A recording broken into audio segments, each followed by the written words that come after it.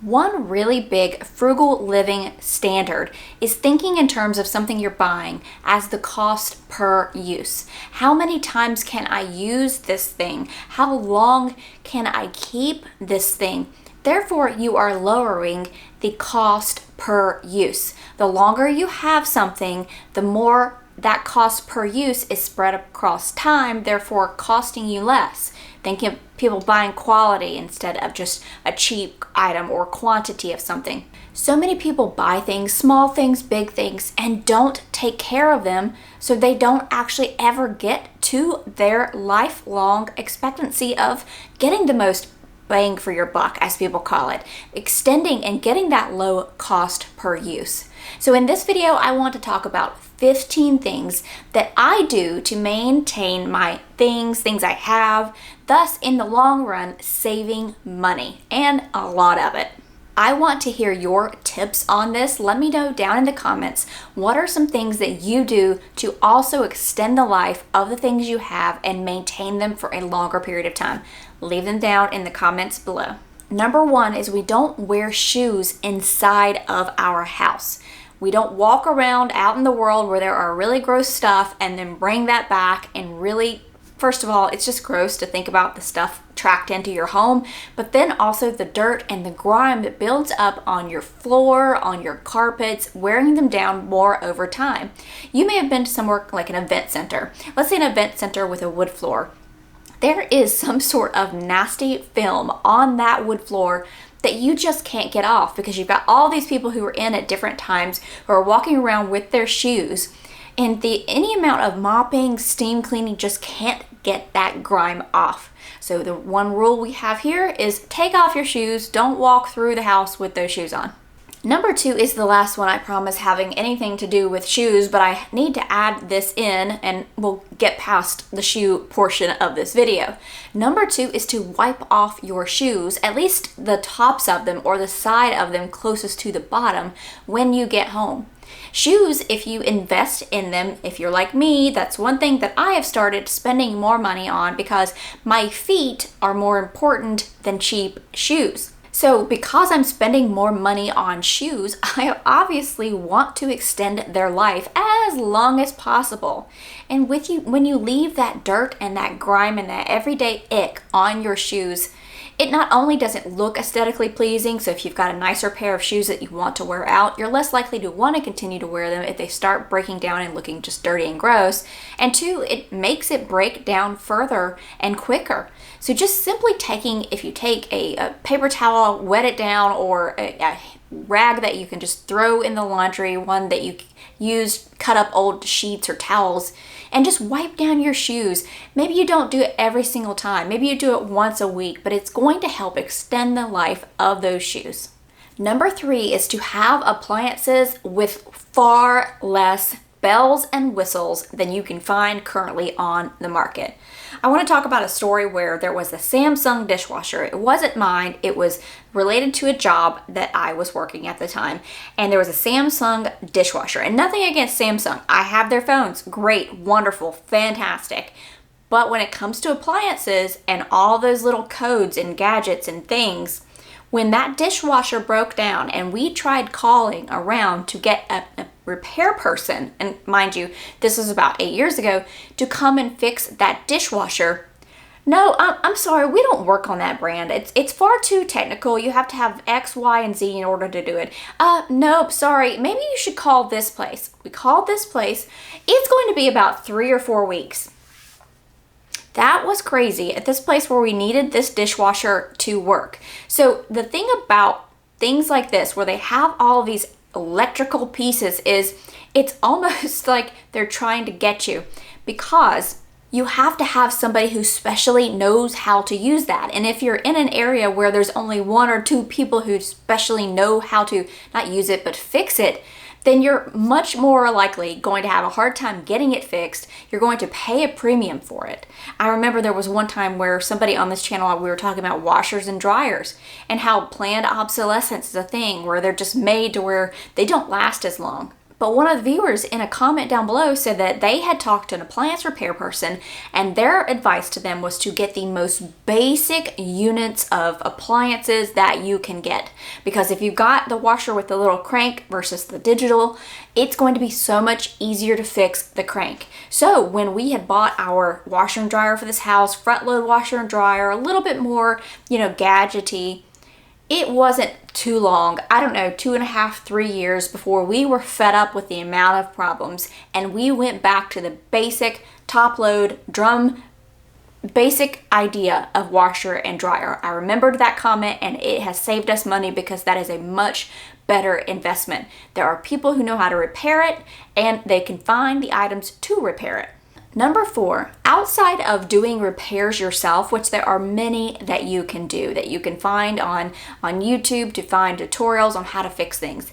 But the kind of the bigger fixes, the washer and dryer, the microwave, the dishwasher, having a list of trusted professionals, somebody who can, like a good mechanic, a good trusted local mechanic, a good heating and air company, people that you can call, you can trust that they're not going to charge you out of your mind.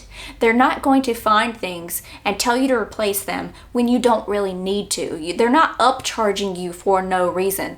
Having a list of trusted professionals, usually you get this by asking around. We recently had some car trouble with our 12-year-old car, which is going on 180,000 miles, and we hadn't had that kind of car trouble in a while, or at least in the area we moved to over 6 years ago.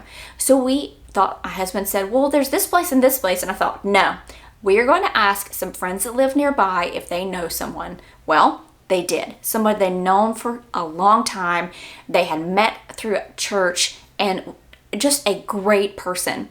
Called, got the car in, got it fixed for way less than we would have paid taking it to some place where we don't know the people, we don't know. Sure, they could have been great, they could have not upcharged us, but usually when you've got those bigger companies versus the small local mechanic, you're going to end up paying more.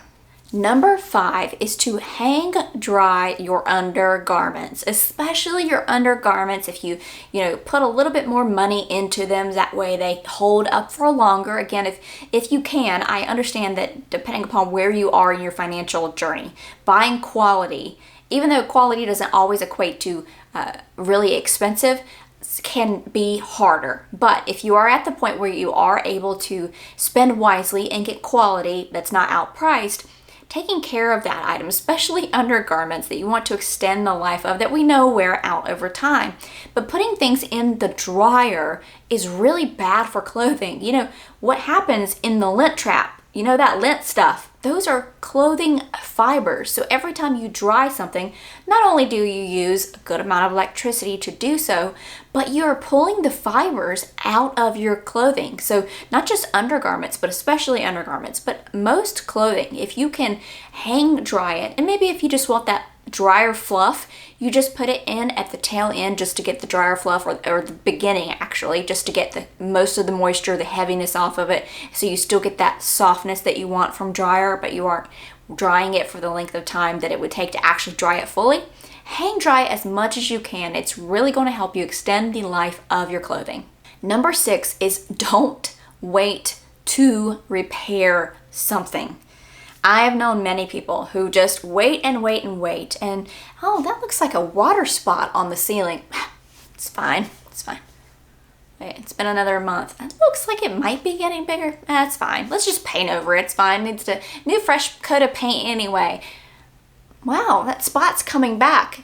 You could have a serious roof leak that is up there rotting your roof and the wood above your ceiling. Don't wait. If you see something that needs to be repaired, take care of it. Yes, it might be a quick fix in the meantime, meaning you just might have to put a band-aid on it until you can come up with the funds to fix it.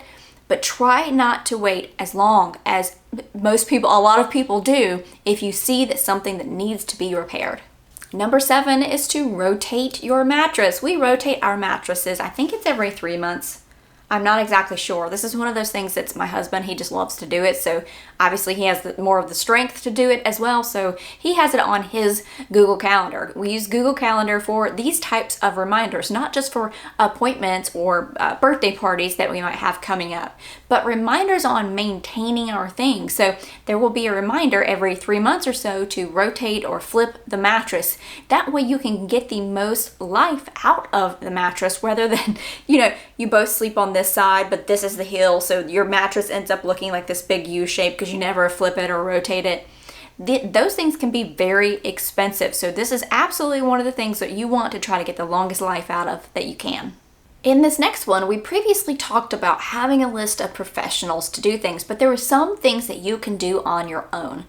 Being able to have the skill to perform basic maintenance on things yourself, things that you can repair, ways to keep your house running and functioning, such as caulking, hemming your own clothes, fixing rips in seams. I grew up watching my parents, my mom and my dad, just being very hands-on, because remember, their families, their parents were either born before or during the Great Depression.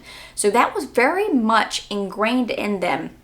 So I saw them taking and spending the time repairing caulking and doing things around the house, doing their own finishes of maybe replacing tile and hemming up clothing and making clothing.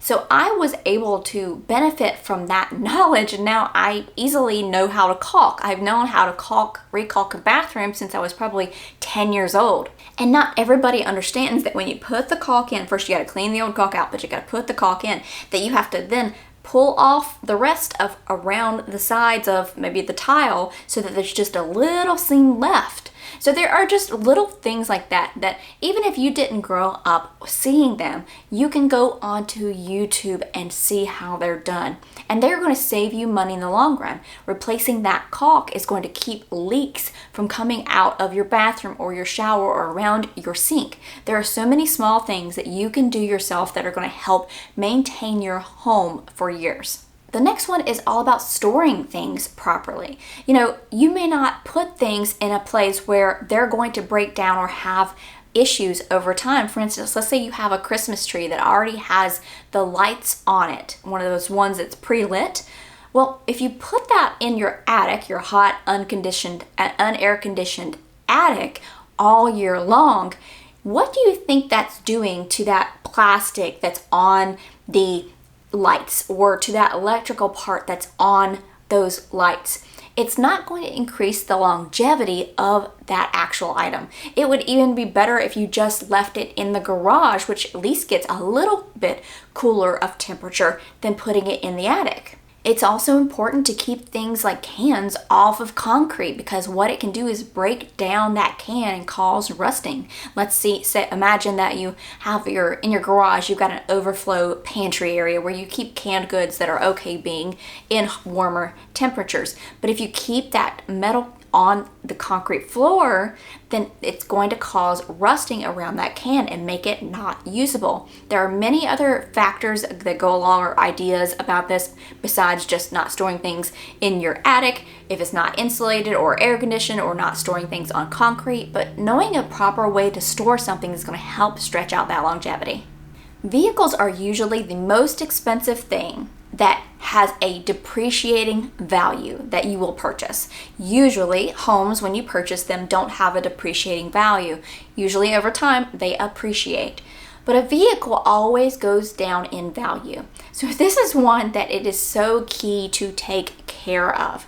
Doing the recommended maintenance, rotating your tires. One key thing that I would recommend here, though, is when you're looking at the recommended maintenance for that vehicle, is doing your own research and your own discernment about what you're reading. Because we all know that sometimes there might be, you need to go and have the oil changed every 3,000 miles in this vehicle. But you know that the oil that you're using is actually okay at 5,000 miles, just an idea. Doing a little bit more research, not taking words as face value, but making sure you're doing the things on that vehicle that are recommended along with your research about it and discernment about what's the best for the vehicle. We also keep track of everything we do to a vehicle. We have books on the vehicles we have. We have receipts for when my husband changes the oil. We have receipts showing what was done on the vehicle if it goes in to have, let's say, a 50,000 or 60,000 mile maintenance. We have all of this, which is actually really beneficial if you are going to resell. Let's say you've got a car that's a resale and it's a one owner car, and you can show that this car has been absolutely maintained. Here are all the receipts, everything that was done to that vehicle. That's going to give value to the owner who is looking to purchase it. This next one is huge. And hey, we all fall off the wagon. Well, not everybody, but at least I do. And it's taking care of your body and your health, because medical bills are ridiculous. Medication costs are ridiculous. Procedures are ridiculous as far as cost goes. And this is the one thing that you can't get back, the time. You can't buy back time. It is the one thing that goes and you can't get it back. If money goes, you can usually work to get it back. It seems like a lot of these have to do with your home, but think about it. Usually that's the biggest purchase you ever have.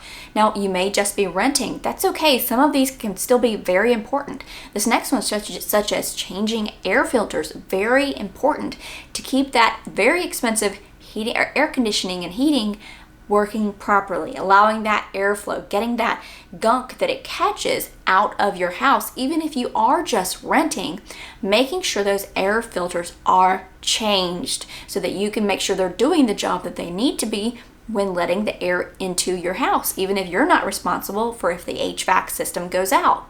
If you are, these things are very expensive. Even if you are just a renter, it's really annoying if the HVAC system hasn't been taken care of. Of course, things are always going to break down over time, but if it's never maintained and it breaks down more often, it's Sunday afternoon and it's 95 degrees, and now you have to call the management company or the owner of the property and say, can you send somebody out to fix the HVAC system? The air conditioning is gone. It's annoying. So making sure that you're working, if this is your own home, changing those air filters. This is again one of the things that we put in the Google Calendar. It's we change them monthly for our particular unit, and making sure that on that date of that month we get that reminder, this is when we change them. Number 14 is checking for leaks. Again, even if you are renting your home, because a leaky dishwasher or a leaky sink and you wake up and all of your things are covered in water from a leak overnight that you had no idea about, not a fun time. So again, the same day that we do our air filters, we also go through our home and check our sinks. We take a flashlight, we make sure everything's good. We have absolutely caught leaks at least twice by doing this. So it's very important, because catching that leak quick before maybe it's just really light now and it gets a little bit heavier later because you haven't been paying attention to it. So again, put this on your Google Calendar to check up on. And I say Google Calendar, you can use an old school calendar, you can use any calendar app you want. This is just the one we use, so my mind automatically just says it. Another one is checking those gutters. Those gutters, when they get clogged, we see it if there's a heavy rain. You can tell if leaves have gotten into a specific part of the gutter because of the way the rain comes over it. This is one of those things that has to be checked on a constant basis if you do have a home. You want to make sure you're getting that water, you're letting that water flow freely and properly along that gutter. There are so many people, I mentioned this because there are so many people who do not have their gutters checked, who do not clean out their gutters. And what causes that happening there is that water then sits against your house and starts rotting the wood and the pieces of your roof line. That is a very expensive repair. It is much easier to have your gutters cleaned out a couple of times a year, or do it yourself if you are able, but always remember to do it. The last tip I'm going to tell you here is to sit down and go through this list, but also to prepare your own list. So we occasionally will think about and go, is there anything that's happening that we have that maybe we purchase? Every time you purchase something else, how best can we have this thing and have it live its longest life? So jot down some things that you need to work on, some things that you need to think about. Next time you purchase something, think about how you can do your best for this item to get the most out of every dollar you spend. Don't forget, in the comments below, let me know some ideas of things that you maintain in your life that help save you money over the long run. I hope you enjoyed this video. I hope you have a fantastic week ahead, and I look forward to seeing you next weekend for a new video.